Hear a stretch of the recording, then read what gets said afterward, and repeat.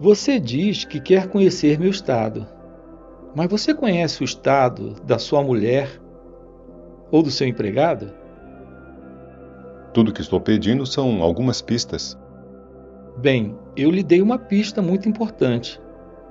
Onde você vê diferenças, eu não as vejo.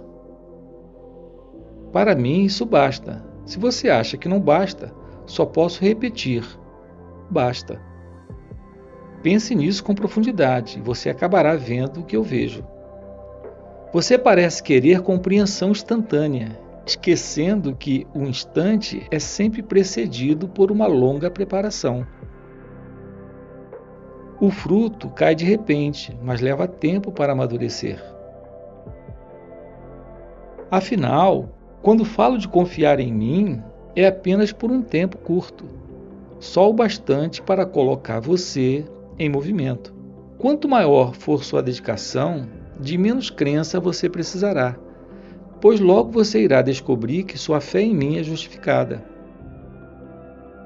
Você quer que eu lhe prove que sou digno de confiança. Como eu faria isso? E por que razão? Afinal, o que estou lhe oferecendo é o método operacional tão comum na ciência ocidental. Quando um cientista descreve um experimento e seus resultados, você geralmente confia no que ele diz e repete o experimento da maneira descrita por ele. Quando você obtém os mesmos resultados, ou resultados semelhantes, você não precisa mais confiar nele. Você confia na sua própria experiência. Incentivado por ela, você vai adiante e, ao final, chega a resultados basicamente idênticos.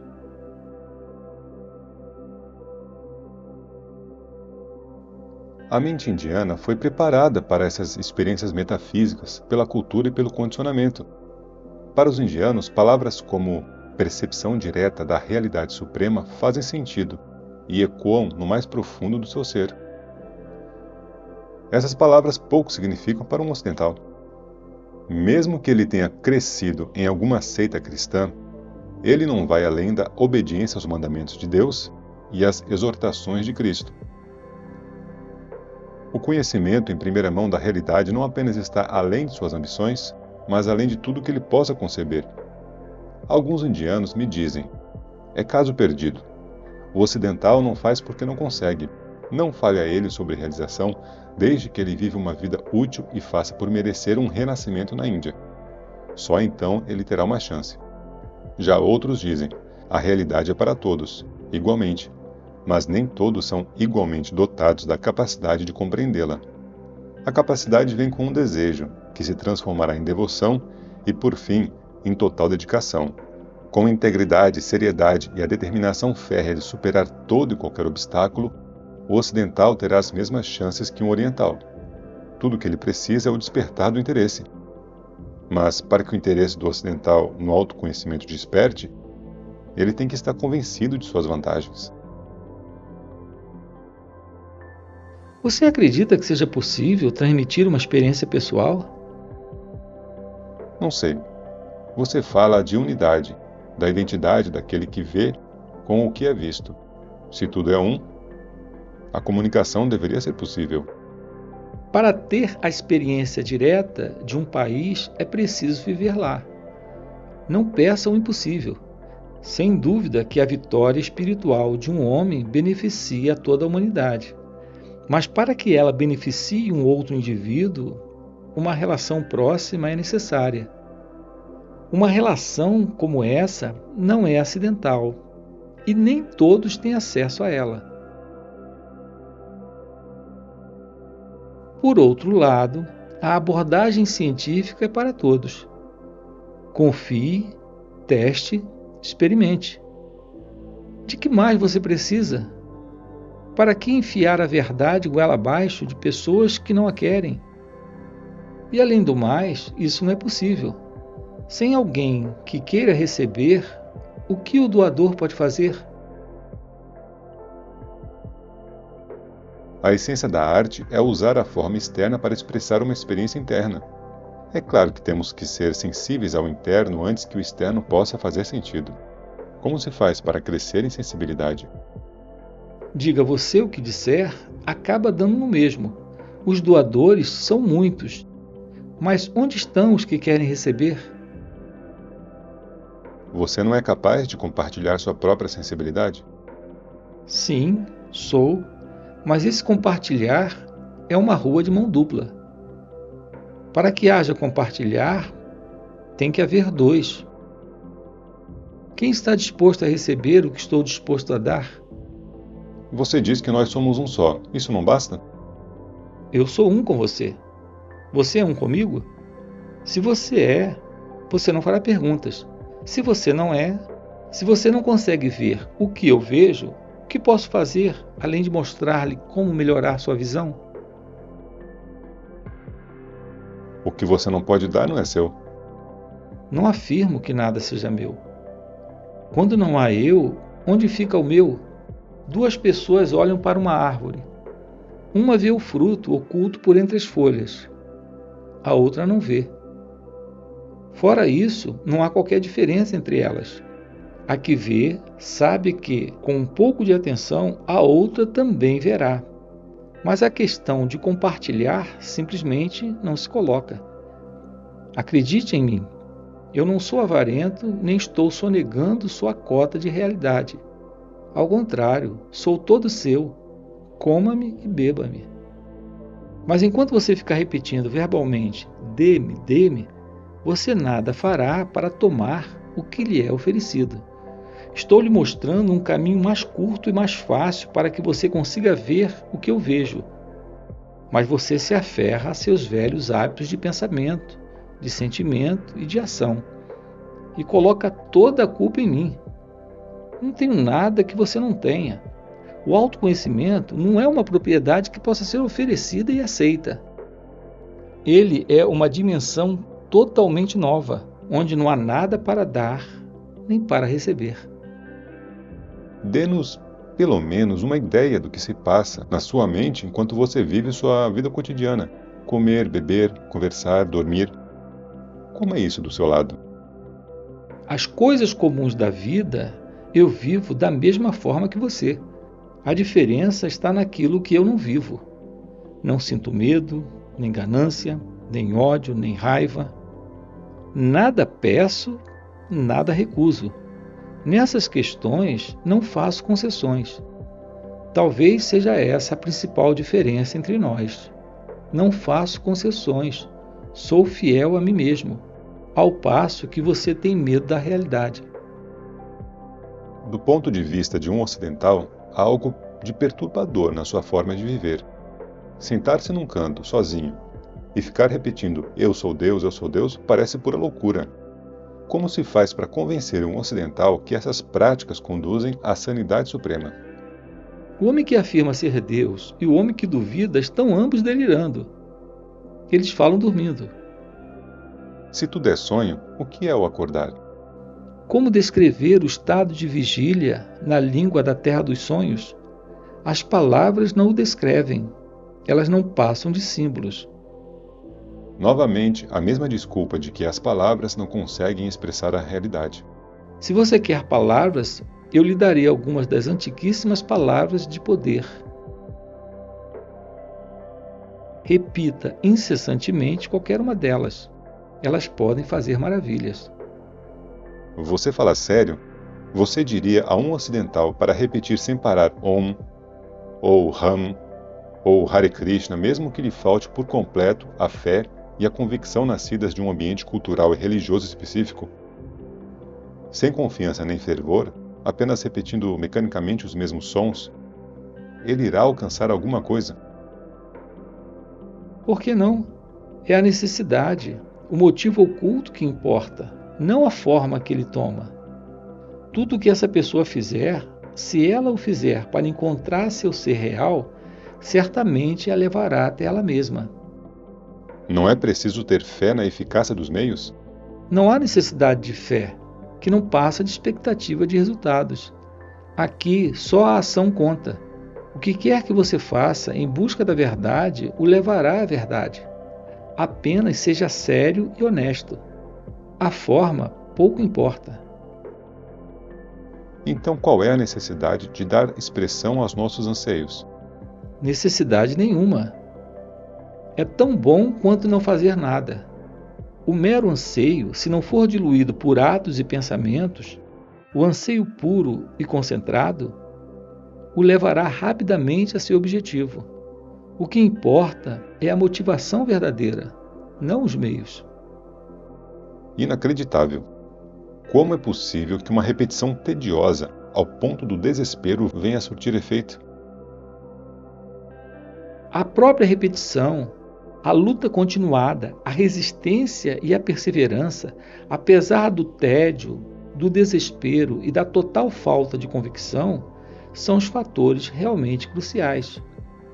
Eles não são importantes em si, mas a sinceridade que há por detrás deles é da maior importância. Tem que haver um empurrão vindo de dentro e um puxão vindo de fora. Minhas perguntas são típicas do Ocidente. Lá, as pessoas pensam em termos de causa e efeito, de meios e objetivos. Elas não conseguem ver que conexão causal pode haver entre uma palavra específica e a realidade suprema. Absolutamente nenhuma. Mas há uma conexão entre a palavra e seu significado, entre a ação e seu motivo. A prática espiritual é vontade afirmada e reafirmada. Quem não tem a ousadia não aceitará o real, mesmo quando este lhe for oferecido. A relutância, nascida do medo, é o único obstáculo. O que há para temer? O desconhecido, o não ser, o não fazer, o além. Você quer dizer que, embora possa compartilhar o modo como alcançou sua meta, você não pode compartilhar seus frutos? Claro que posso compartilhar os frutos. E é isso que faço o tempo todo. Mas minha linguagem é silenciosa. Aprenda a ouvir e a entender. Não vejo como se possa começar sem convicção. Fique comigo por algum tempo, ou dedique sua mente ao que digo, e a convicção despontará. Nem todos têm a chance de conhecê-lo. Conheça a si mesmo, fique com seu próprio ser. Escute-o, obedeça-o, reverencie-o, pense nele sem cessar. Você não necessita de outro guia. Contanto que seu desejo pela verdade afete sua vida cotidiana, tudo estará bem com você. Viva a sua vida sem fazer mal a ninguém. A não violência é uma poderosíssima forma de yoga e ela o levará rapidamente a seu objetivo. É isso que eu chamo de Nisarga Yoga, o yoga natural. É a arte de viver em paz e em harmonia, em afeto e em amor. O fruto dela é a felicidade sem causa e sem fim. Mesmo assim, isso ainda pressupõe alguma fé. Volte-se para dentro e você acabará por confiar em si próprio. Como em tudo mais, a confiança vem com a experiência.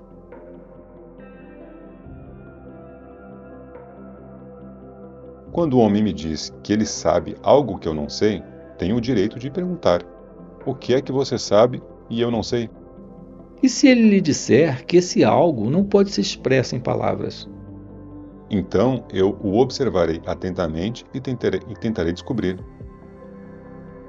Pois é, exatamente isso que eu quero que você faça. Interesse-se, dê atenção, até que uma corrente de compreensão mútua se estabeleça. Então, será fácil compartilhar. Na verdade, toda realização nada mais é que um compartilhar. Você ingressa numa consciência mais vasta e compartilha dela. A relutância em ingressar e compartilhar é o único obstáculo. Nunca falo de diferenças, pois para mim elas não existem. Você fala e, portanto, cabe a você mostrá-las a mim. Faça isso. Mostre-me as diferenças. Para isso você terá que me compreender. Mas então você não mais falará de diferenças. Entenda bem uma única coisa e você terá alcançado seu objetivo. O que impede você não é a falta de oportunidade, mas a falta de capacidade de focalizar sua mente naquilo que você quer entender. Se você conseguisse fixar sua mente naquilo que você não sabe, seus segredos lhe seriam revelados. Mas se você é superficial e impaciente e não tem seriedade bastante para procurar e esperar, você é como uma criança chorando pela lua. Ao ouvir você falar, percebo que é inútil lhe fazer perguntas. Qualquer que seja a pergunta, você invariavelmente a torce sobre si mesma e me traz de volta ao fato básico de que eu estou vivendo numa ilusão criada por mim mesmo, que a realidade não pode ser expressa em palavras, que as palavras só fazem aumentar a confusão e que o único caminho sensato é a busca interna e silenciosa. Afinal, é a mente que cria a ilusão e é a mente que se liberta dela. As palavras podem agravar a ilusão e as palavras podem também ajudar a dissipá-la. Não há nada de errado em repetir sem cessar a mesma verdade até que ela se torne realidade. O trabalho da mãe não termina com o nascimento do filho. Ela o alimenta dia após dia, ano após ano, até que ele não precise mais dela. As pessoas precisam ouvir palavras, até que os fatos falem mais alto que as palavras.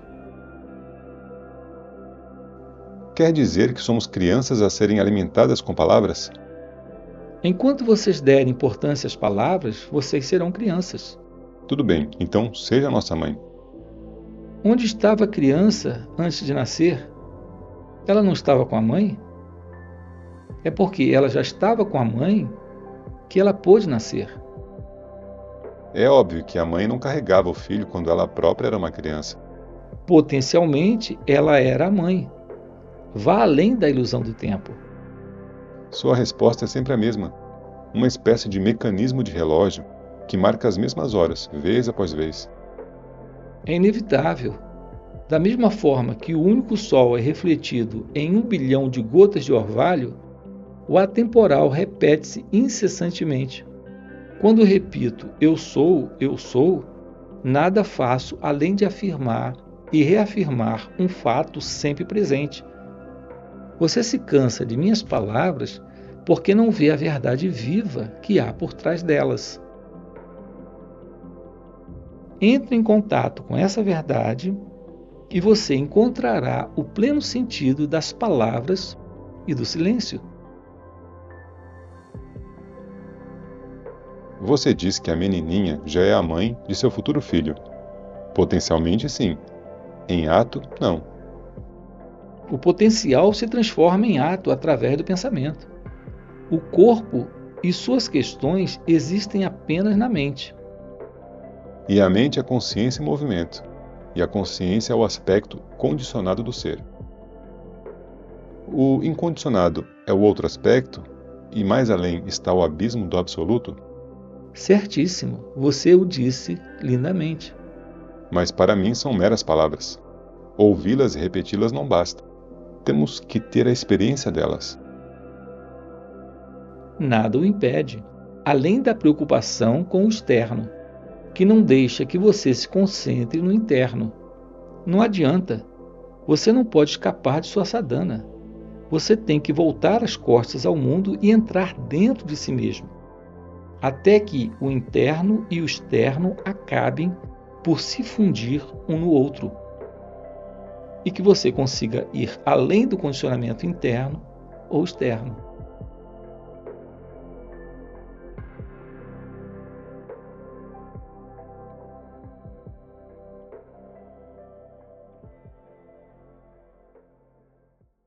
Na verdade, tudo que você conhece é seu próprio mundo particular.